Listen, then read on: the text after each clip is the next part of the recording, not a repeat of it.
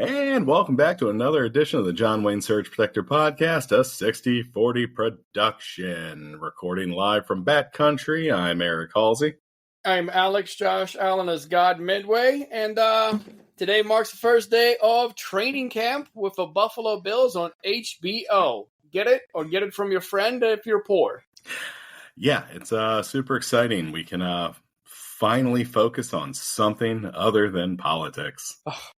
I mean, you thought we were bad before. This thing's about to take a nosedive real quick once football season kicks in. It's we just might become a dynasty fantasy football show. I don't know. I mean, honestly, whatever improves the numbers and gets us to quit our 9-to-5s. Until then, we'll start by farting out some content with the Tesla ticker and rock and roll. All right, let's check in on that Keon Coleman catch tracker. That's exactly what it's going to be. What's it called? James Cook contract dispute updates. That's what it's going to be instead of Ukraine. That's going to be our big crisis. The running really back in Buffalo. What really matters to the viewing audience. You guys don't care anyway. This whole place is ran by the Jews. We're controversial today. All right. Last Thursday, 308. Still 308 today. So really not much movement on it. I believe it went up slightly, went down. And I try to look around. Some of the stuff that I got, it's the Tesla sales in July are down 60% compared to what it was last year. Surprise, surprise, we're not too big on fascists down in Europe. So couldn't really see that one coming from a mile away. You know, I just don't I feel like every week it's the same thing where you're like, I don't know, I can't tell, but they're down, and somehow they're still right in this pocket of 15 points. Like Elon gets caught with a tranny prostitute, stock bounces to the moon. Some of the sales go down 60%, stay static. None of this makes sense. It's ran by a Ouija board. There's not a doubt in my mind.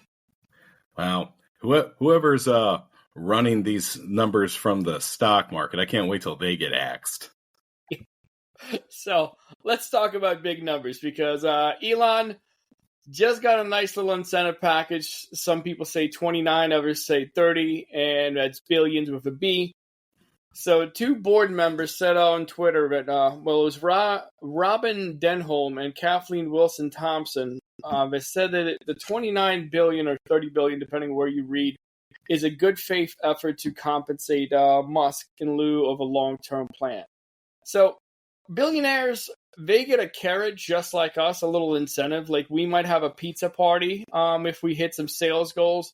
This guy gets 29 billion.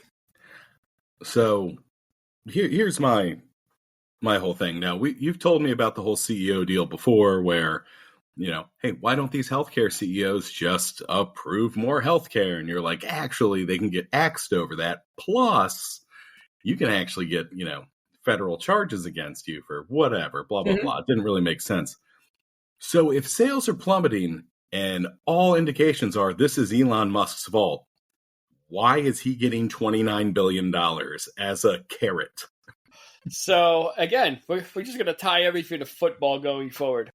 They think that he can revive his career just as long as he sticks to it. Kind of like Travis Hunter, where right now he's going to be playing both defense and offense. And if they give him a giant carrot, this is if they're giving him a giant carrot, but hey, man, just stay on offense, stay away from defense. But with Elon, it's hey, buddy, how about no more Nazi salutes and just, the whole sponsor the far right thing, and you stay out of politics, shut your mouth, and get another super yacht. How's 30 billion sound? Maybe? See, it still doesn't make sense. If you specifically are the reason you have alienated your entire customer base for Tesla, right? Because, as Trump told us, electric cars don't work. How is him staying with the company in the company's best interest from a stockholder point of view? Well, technically, not Trump. Elon, it's conflicted. Let's get into it a little bit. The reason they're offering the whole $30 billion to him is because $55 billion that he had in stock down there, the package that he negotiated back in 2018, still tied up in court. Bunch of people have thrown a hissy fit over it. It's been struck down twice, and the argument has been the fact that Elon knew too many of the board members, and they're all like kind of fanboys. So pretty much how Trump slashed kids' lunches by signing some hats for senators. Elon allegedly won a bunch of favor from the board. And when he told them that, hey, you guys are going to pay me $55 billion, they're like, oh yeah, anything, Elon, we'll give you whatever you want. But it still doesn't make sense if you're shareholders. And like, let's reward the cancer. He's not a cancer. He's a cancer when he talks in politics. Because up until then, Elon has done a bunch of cool things. First of all, he made electric cars cool. Name me one electric car you knew about before the Tesla that you thought was cool. When that Roadster came out, posting 0 to 60 times, it made people take notice. The fact that he released all those patents on the electric stuff that he had, it's the reason GM, Ford, and a bunch of other companies kind of springboarded their research so much faster. Like, he did a lot of things before he started zig heiling on the national stage and jumping up and down, revealing his midriff. I agree. Let me give you a different analogy to that one, okay? Okay. Take a super cool drug that everybody loves, Ecstasy. Wait, yeah, okay. Whoops. Okay. Yeah, no, ecstasy works, right? It's amazing. It makes me really, really love electronic music. Just took it. Right. DJs are cool. All right. Oh, great. Then a couple years later, you're like, oh, wait a minute. Stuff's all stuck in my spine. It's slowly killing me. And I can't see blinking lights anymore without convulsing. I'm not going to reward ecstasy continuously. You know what I mean? I do, but I think the solution to your problem is more ecstasy. Well, you sound like you are definitely somebody holding Tesla stock, evidently, because this makes no sense to me. I'm on the board with ecstasy. Technically, I mean, if it doesn't make much sense, let's first get into something here real quick. So the reason that I strongly believe that he deserves this is because of what he did back in 2018 when he first negotiated this deal. We already talked about what Tesla stock was at the start of the show. We're sitting at about $300. Do you know what it was on April 20th of 2018? Significantly lower. It's less than $20. It's $19.35. At this point, no one knew if a company's going to actually survive. People are betting against it. The whole thing's just dying. He's getting killed in California because he can't roll out the Model 3. So what the guy does, he says, listen, I don't want any kind of pay. I want stock options. So essentially he wants to bet on himself. And kind of in the same end, it's kind of a gimme putt. If a company goes under, he's not going to get paid anyway. So I'll give it to him on that one. So he did say stock options, and he doesn't want any sort of pay, and he bets on himself. And the stuff that he says that he's going to do, he's going to double Model 3 production, a lot of other things that nobody thought was possible. And he ended up doing it. And this is a whole lot tougher than like the Blackstone CEO who comes into work, has a war chest of about $1 trillion, and says, why don't we just buy all the homes in Omaha, kick out everyone, and just rent them to the poor at crazy prices? Like, that's easy to do, screwing people when you have a S-load of cash. Like what Musk did to get this bonus, that takes guts. So I will give him that. Well, there's one thing that the Blackstone executives didn't bank on. Whoa. A little bit more on that one later on, my dude. We'll get into it, but let's just go ahead and compare like what the pay was.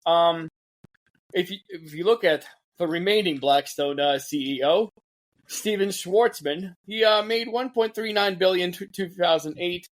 CEO of Palantir, another company we mention a lot, Alexander Karp, earned 1.1 in 2020. And one of the things I looked at, because when they referenced 2008, I'm like, wait a second, that's way too far. So I looked at what he made last year, and he has a base salary of about $350K.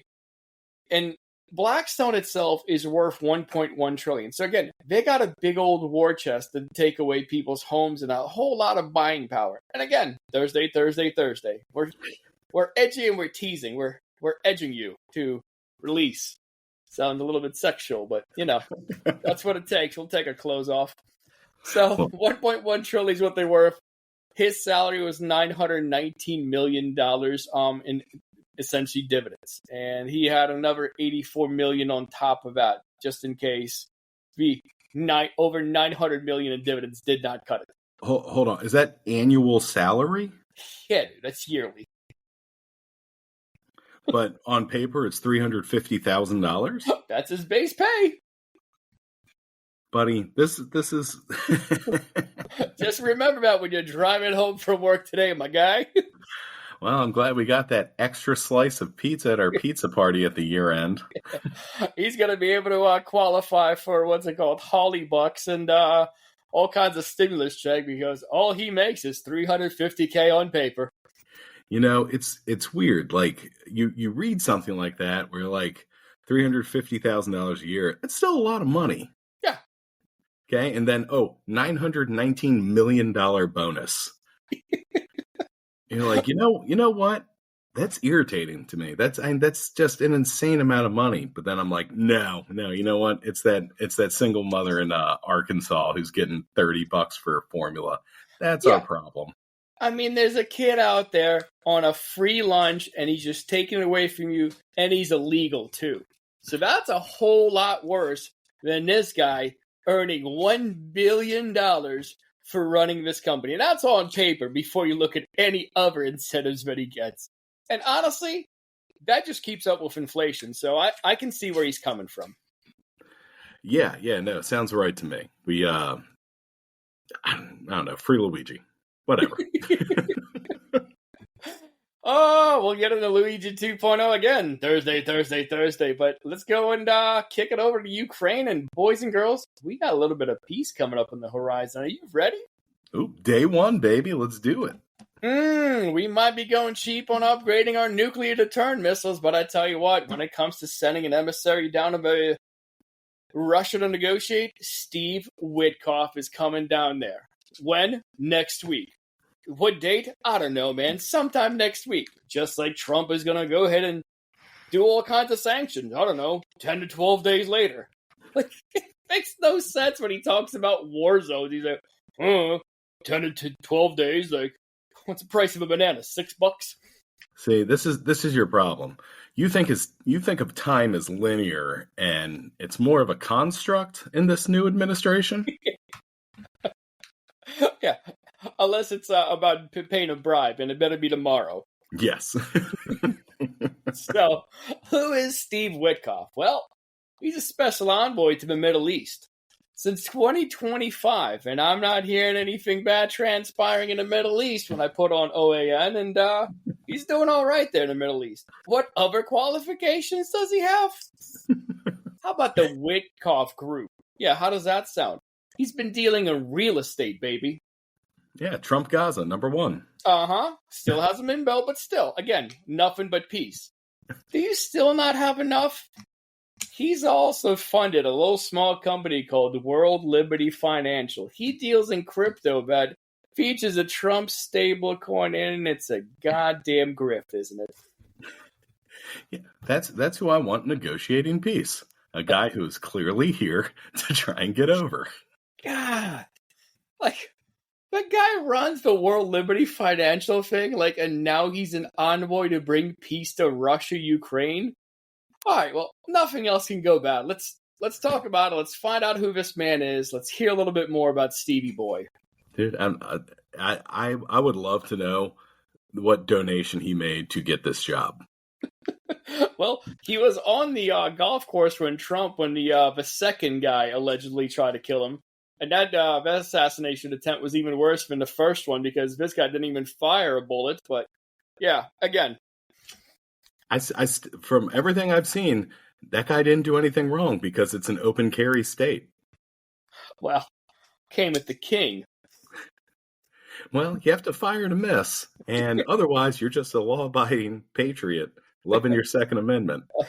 Well, yeah, it makes no sense. The guy didn't even fire a bullet, but they're like, oh my god, everyone's trying to kill this guy. Like, the deep state must want him. Like, haha.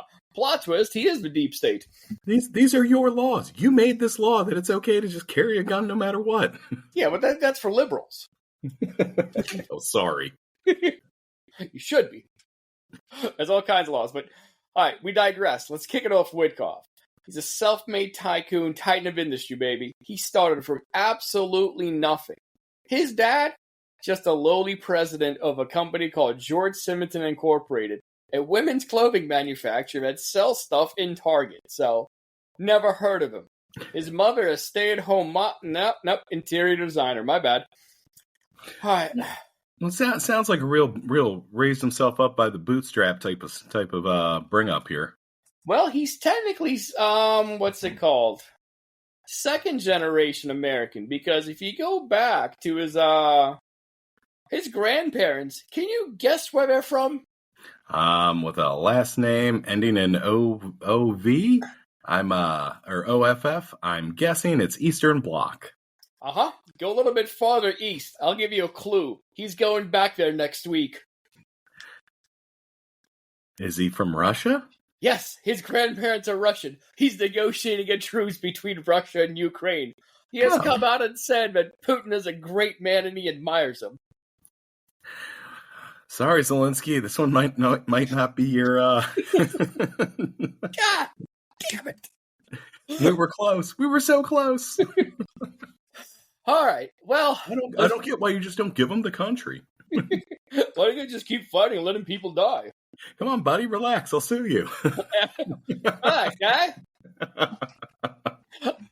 Let's take a look at old Witkoff's education here. He came from a private liberal arts school, and he went to a little small place called Hofstra, where he then graduated from a JD from their law school after. JD is not the title that you get when you put on good makeup and tell people to say thank you. It stands for Juris Doctor. It's kind of like a PhD, but for people who want to be lawyers, and it's the first step before you have to take the actual bar. He then proceeded to work in a bunch of real estate and law ventures, and can you guess where he has extensive business ties? I'm guessing it's from a land where everybody calls each other comrade? Actually, no. It's not that much of a Venn diagram overlap. It's where he's been the special envoy. It's the Middle East. Oh, that other super cool, definitely not corrupt, peaceful area. This is insane. You know what? Maybe this is just Trump's way of getting one guy in there, and he's just like what does he always say when he's rambling? It's a weave. Yeah. He's just weaving this guy through to make peace in one fell swoop. He's weaving him through every freaking wallet outside the United States before he weaves him right back in. God. Like, the guy's grandparents are from Russia. He's been hustling in the Middle East. Like, I don't know, make him a envoy to Russia and special envoy to the Middle East. Like, son of a... God. Somehow this is going to end up with him having new Russian and Middle Eastern style NFTs. I'm telling you. There's got to be a Soviet coin that gets released. He's like, what about the Ukraine thing? Like, what Ukraine thing? Like, they're going to get bombed. You mean Russia too? Yeah. Yeah. That sweet site that they can visit? Yeah, I don't know. Well, was I supposed to do anything? Like, I got your crypto. Like, that's perfect. That's all we need. Yeah. Oh, this is so bad. Well, Witkoff's not going to do it. It's up to Big Daddy himself, Donald Justice Trump. And he came out swinging, baby. And he's laying the law down. And right now, the biggest adversary is India. Because they don't care how many people in Ukraine are being killed by the Russian war machine. Because of this, I will substantially be raising the tariff paid by India to the United States. Thank you for your attention to this matter! Exclamation point ×3. And first of all, does India buy anything from us? No, but they definitely ship a bunch of stuff to us. Yeah. So we're kind of screwed on that one. And honestly, he hit him with a 25% tariff. Like, I expected a lot more from the dude. He's like, oh, they don't care about people getting killed by a Russian war machine. Like, dude, that sounds legit. We're talking 50%, 60%. 700%. Yeah, 7 billion trillion %. Like, that's what we're coming down with.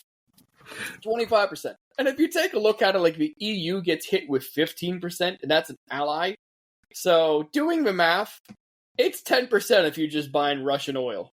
That's the slap on the wrist. Yeah, that doesn't seem like that big of a jump. No. Especially from a guy who just lowered prescription drug prices 1,500%. Well, it's mathematically impossible. I mean, from a guy who saved 2 trillion Americans from fentanyl, like, I don't know. Maybe you're the one who doesn't know numbers. Dude, numbers are a construct. Unless you're just an idiot who can only think linear. You don't even understand economy. Yeah. You're using your poor logic again, are you? Yeah. So, let's talk about what India's actually been doing. So according to the EIA, which is the Energy Information Administration, it's one of the very few administrations still allowed to keep their head. More not when next week, on Thursday. Again, we're all about edging you. So India's been buying Russian oil for a minute, and they've been buying it sixfold ever since the war started. Honestly, I can understand the inability, like, to shift your whole economy to buying oil from somewhere else. Like, you're India down there, you need oil, you need to produce that stuff to keep your industry going. When the war starts and people are putting on sanctions, like, it's going to be tough. Like, even Europe had a tough time weaning itself off of Russian teeth. But when you're buying 6 times the regular amount before and your economy is not 6 times greater, buddy, you're playing the shell game. You're buying this stuff from Russia. And then the excess, you're ending up selling it to Europe. And essentially, they all know it came from Russia because you ain't got that many oil derricks. And, I mean, no, that one I can't deal with. If you want to do a little bit and still keep it going and slowly come off, like, meth. No, what's the, don't they have, what's the one drug they use to get you off meth and all that stuff? Suboxone. Yeah, like Suboxone yourself from Russian oil, slowly and surely. But, like, if you're out there just looking for more pills and now you're getting even more pills than before, like, that's straight to jail, my guy. Yeah, this is it's pretty blatant, honestly. And you know what? If someone's gonna buy it, if there's a market, there will be someone to sell it. So I don't know. Good for India at this point. I don't care anymore. If you're selling like 6 times the Russian oil you had before, 10% tariffs aren't really going to do anything. And I hate to break it to you, those tariffs don't affect India. Yeah. That's just going to Europe's market or wherever they're selling it. Or awesome. Stockpiling it on paper, whatever. It's the American public paying the 25% for all the T-shirts we buy from that place. Yeah, and all of our call centers and whatnot. Yeah. There's nothing. At this point, I'm not even mad at India. It was going to happen. So, you're going to get mad at the guy selling it? No. Stop the market for it, and that'll stop. Yeah. Well, we're trying to stop some markets. Anything happening to lessen the wealth in the world around us? Yes. So, you may remember Josh Hawley, and he's been a Missouri senator for a while now. And I know I personally, every time I hear the name, I think of that effeminate little jog he did when he was running away from the dangers on January 6th. Fist in the air like a real man. Yeah, which then he turned around and was like, "No, I wasn't running. They were patriots. I was running to them." Or whatever. I needed to get my step number in that day, so that's the only reason I was doing a light jog. Yeah, no, he was he was trying to beat his the day before his step count on his app. Yeah. So other than little Prancer here, turns out he may be on his way to a little bit of a redemption in my eyes. So he joined up with the Dems last week in the U.S. Senate Committee on Homeland and Security and Government Affairs, narrowly winning an 8-7 vote to advance the Preventing Elected Leaders from Owning Securities and Investments, or Pelosi Act, a bill which would ban members of Congress from buying, selling, or owning stocks. Now, I feel like he definitely went with the whole Elon thing where he's like, all the letters have to spell out something else, or else no one understands why I'm wearing two hats. But I'll give it to him. This was a pretty clever way of doing it. It's not bad. It's actually the acronym. Like, I didn't even know that's what the Pelosi Act was. I figured it was just for Nancy Pelosi. Well, you're not the only one, but pin in that. So I love this idea of barring anybody who has the ability to make a law from profiting off of the laws they make. There's just too much corruption. It's too easy.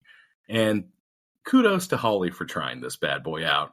He had tried this once before back in 2023, but it went over like a fart in church and didn't even make it out of his own little committee. Yeah, so like the whole thing, it's named after Pelosi, and she's the one who's been getting the most flack about it. But it's not like it's only happening with Pelosi. There's actually an app out there where you can track the trades of Pelosi and other like senators, and you can start making cash. But last week, the House Ethics Committee issued a report criticizing Republican Mike Kelly of PA for a lack of candor in its inquiry into his wife's 2020 purchase of shares in a steel company in his district. Do you know what his wife did? What did his wife do? Victoria Kelly made the transaction a day after the congressman learned the first Trump administration would intervene and protect the company. Days before the public knew about that information. The committee urged them to sell, and Kelly said, we got completely exonerated. We're keeping it. Like, you had literally insider info, and you bought a bunch. It was legal. We trust ourselves in our own compliances. We can set our own salary, so of course we can police ourselves. Like, I hate all of you. Now, while I'm sure I had a feeling this was happening before, this one personally stuck in my craw right around the COVID. Is it or is it not a hoax time? Where Loafer and a bunch of other congressmen sitting on the committee of is COVID real and a problem came out and said it's not. Don't worry about it. And like a miracle, it'll be gone in a day or two. No worries. And then secretly sold all their stocks and hotels and stuff and put it into PPE companies. Mm-hmm. I think MTG did that one too, from what I remember. I can't remember if I don't remember seeing her doing that. I saw her get a bunch of PPP loans forgiven and then screamed well, she's not a college student and a parasite, so of course, I mean, corporations are super people, so they should be forgiven of everything. Companies are more important, yes. Yeah. And any idiot can have a baby. Only a genius can make a company. Yeah. I always go next door to the company when I need my lawn cut or my pet's watch when I'm on vacation. And big corporate always comes through for me. Companies can definitely survive without humans and people doing the jobs that create their money. Yeah. I mean, if we take a single dollar from them, they'll just move to India. I mean, that's exactly what's going to happen. Yeah, absolutely. That's where they all want to live, and other places that aren't America. Yeah, because when you make S load of cash and you have to then pay 10%, like, well, yeah, clearly now I'll move. Like, you're not leaving here. Like, F you. Yeah, no. And since America is still the number one consumer in the history of the planet, now they can't leave because then they'll have to pay tariffs on everything. Which, again, will be us paying those tariffs. I love it. I hate everybody here. So, yeah, the Pelosi Act. Way to own those libs. But when brought to Nancy Pelosi and she commented, she actually kind of loved it. Quote, while I appreciate the creativity of my Republican colleagues in drafting legislation acronyms, I welcome any serious effort to raise ethical standards in public service. Boom, roasted. Yeah. I mean, for a long time, she was actually against this whole thing, and obviously she was making cash off this, and they're all getting filthy, like, rich. Like we mentioned before, it's both sides on it, but she's actually come around, and the fact that she's became the face of, like, this insider trading, like, what else are you going to see? Like, say, I mean, now she's just going to have her sister buy all the stocks, but still, at least she won't be doing it personally. It feels less dirty that way. You know what I mean?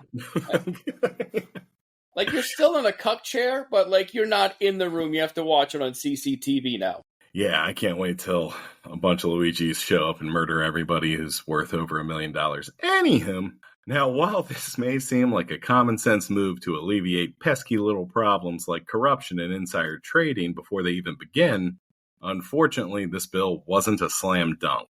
This is the part where we cue the villains. Like Republican Senator Rick Scott, who blasted this bill, calling it disgusting. Quote, he made references to billionaires. Okay, I don't know when in this country it became negative to make money. But somehow, if you've made money, you're supposedly, weird pause.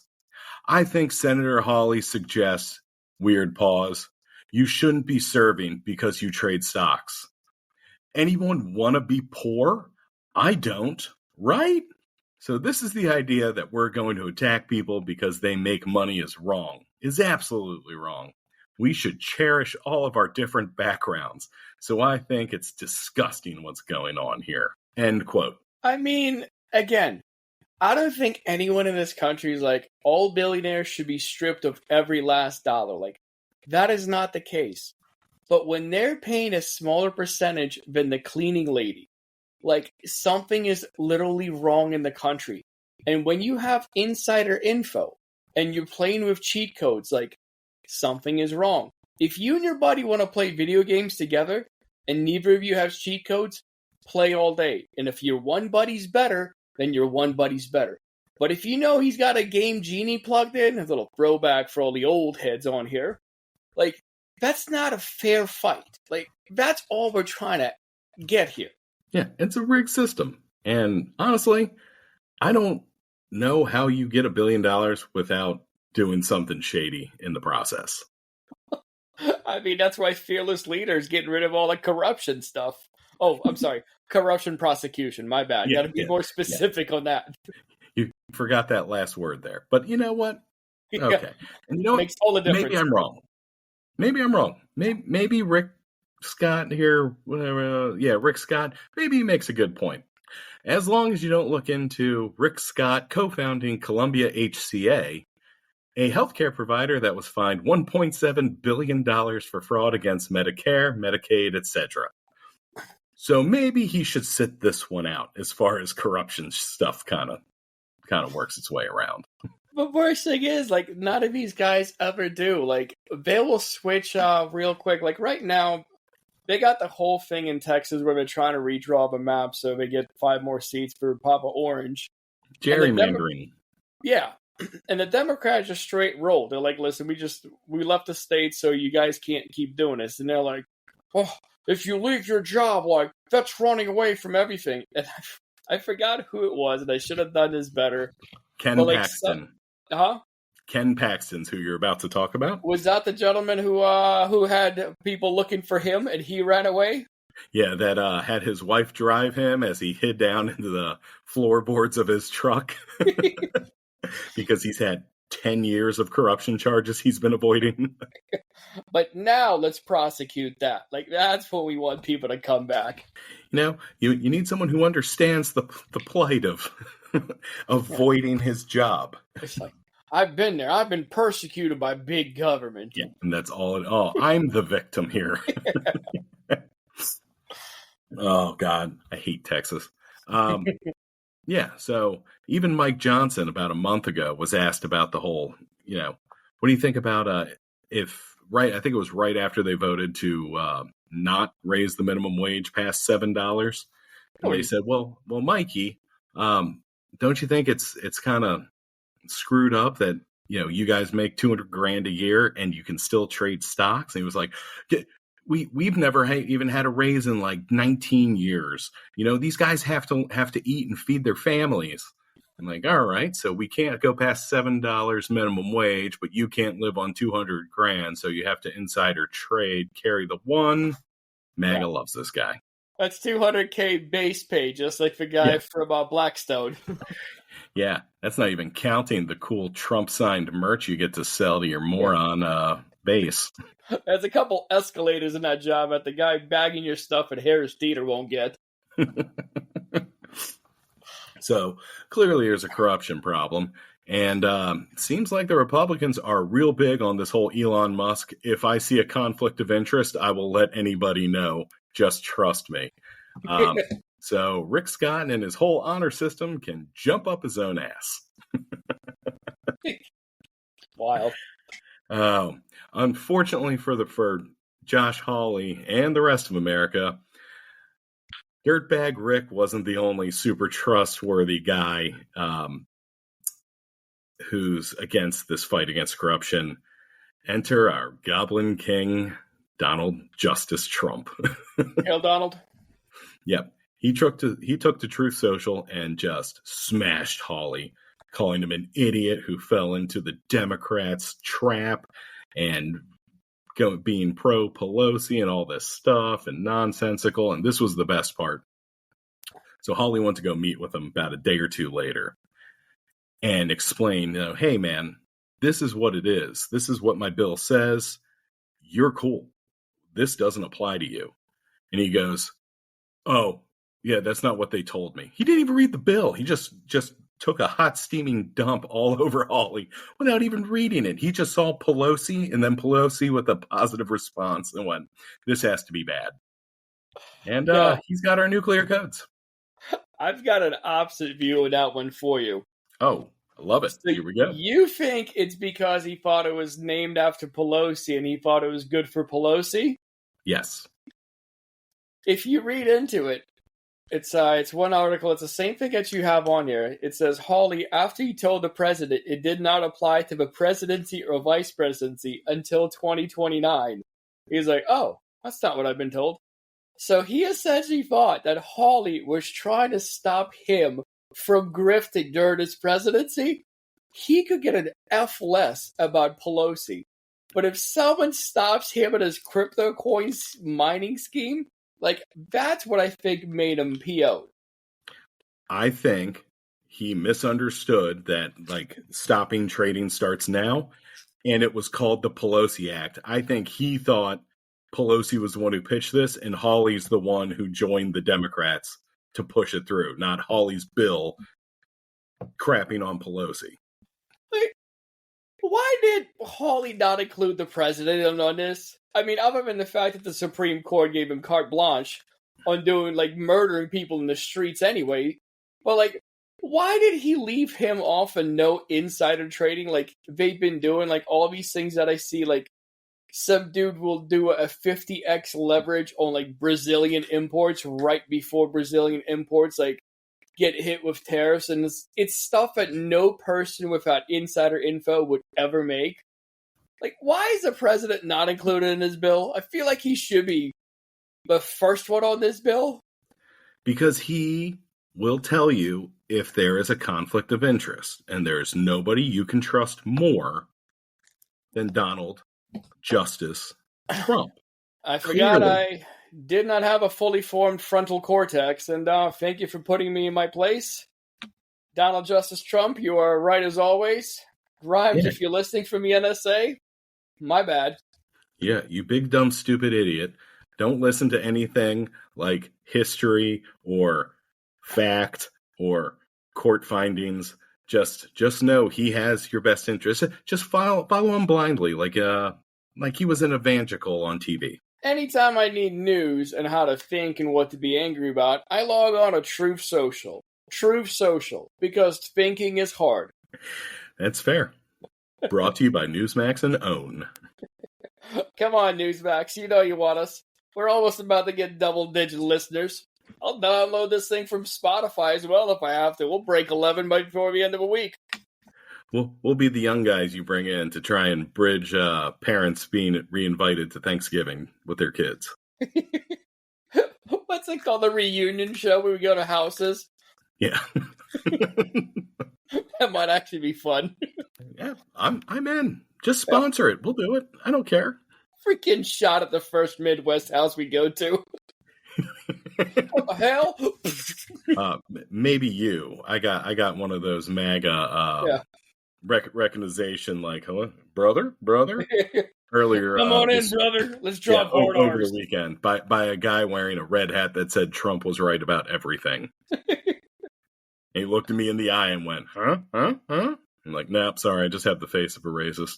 You do not want my opinions on anything right now. Look, you didn't talk to him about the Lolita Express and his views on underage women? No, but he did have like at least 4 or 5 kids with him. And now that I'm thinking about it, I hope to God they were his actual children. Oh boy, shouldn't be laughing about that one, but hey, that's a Republican way. Yeah, screw it. May he, if I'm wrong and those weren't his actual children, like, not that he fathered them, maybe he bought them.